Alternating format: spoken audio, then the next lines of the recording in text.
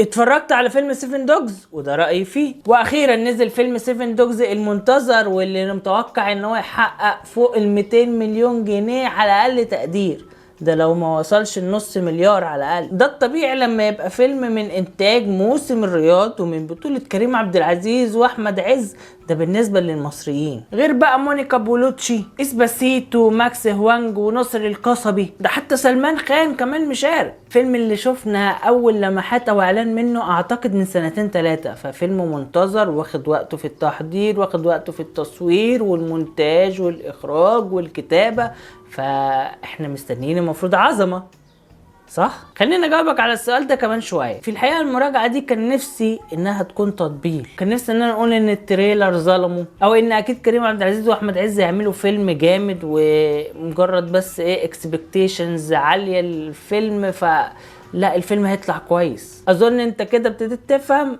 انا رايي ايه عن الفيلم. مثلا لما يقول لك دخان كتير كفته قليل، او واحد عمال بيفرد عضلاته يمين وشمال وهو ملط من جوه، او بلاش ملط عشان برضو نق الفاظي اكتر، عيان شويه من جوه. انا بالنسبه لي اهم عنصر في عناصر الفيلم هو رقم 1، وبعدين يجي كل شيء من بعده، هو الورق والسيناريو والتأليف والحوار. فبالنسبه لي الحكايه والروايه والموضوع ده كله ما كانش داخل دماغي، في مشاكل كتير وثغرات كتير. ولكن لو تخليت على ان انا افكر، عارف انت لما تقعد تتفرج على فيلم كده اللي هو يا عم انا لسه هوجع دماغي، اديني شويه اكشن وطردات، ممكن الفيلم يعجبك. فيلم من اخراج عادل وبلال، المفروض ان دول مخرجين متمرسين في الاكشن والحاجات دي. ابرز حاجه عملوها هي باد بويز، ده اللي شجع موسم الرياض اللي هو يلا بقى تعالوا واعملوا العظمه دي عندنا. عارف انت لما يبقى في شغل كده جاي لك فانت عايز تقول انا جامد قوي، انا بعرف اعمل اي حاجه ممكن تتخيلها، فتقوم مثلا عامل فيديو حاطط فيه كل التريكات اللي انت متعلمها في المونتاج، او عامل فيديو تكون فيه حاطط كل حاجه انت تقدر تعملها بس عشان تكسب الشغلانه. وده بالظبط اللي حصل. في فرد عضلات قوي جدا في الاخراج، في فرد عضلات قوي جدا في التصوير، هم فردوا عضلاتهم جامد، عملوا مشاهد قوية جدا، عملوا مطاردات كويسة، عملوا اكشن حلو، وعملوا كم مشهد كده متصور بطريقة معينة في نص الفيلم كان مبهر بالنسبة لي. وصل لهم حكاية قدروا ان هم يحطوا بهارات كده ويظبطوا الدنيا بحيث ان انت لما تتفرج على الفيلم تحاول تنسى المشاكل دي. صراحة الفيلم ما قعدش باكتر من كده، يعني هو قال لك هو ده فيلم بوب كورن حلو كده تتفرج عليه واستمتع، فتمام. ما بعلقش نفسه يعني ان هو بيقدم اعظم قصة اتعملت في التاريخ. فكرة الكلاب السبعة او منظمة مكونة من 7 افراد، والانتربول بقى قفش واحد منهم وبعدين بياخد الواحد منهم ده يخليه يساعده انه هو يقبض على باقي العصابة.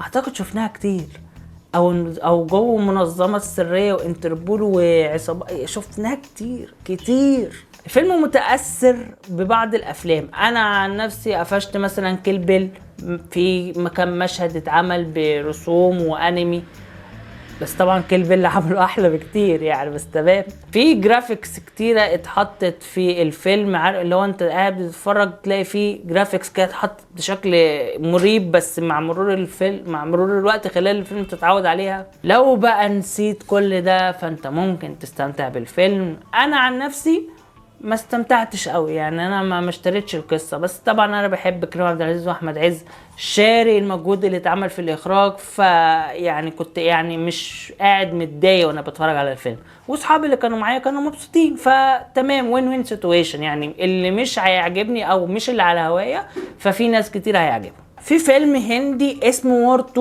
سمعت، انا لسه عايز اروح اشوف الفيلم واتاكد وابقى اعمل فيديو مخصوص عن الموضوع ده، ان في اجزاء كتيره جدا من الفيلم متاخد منه.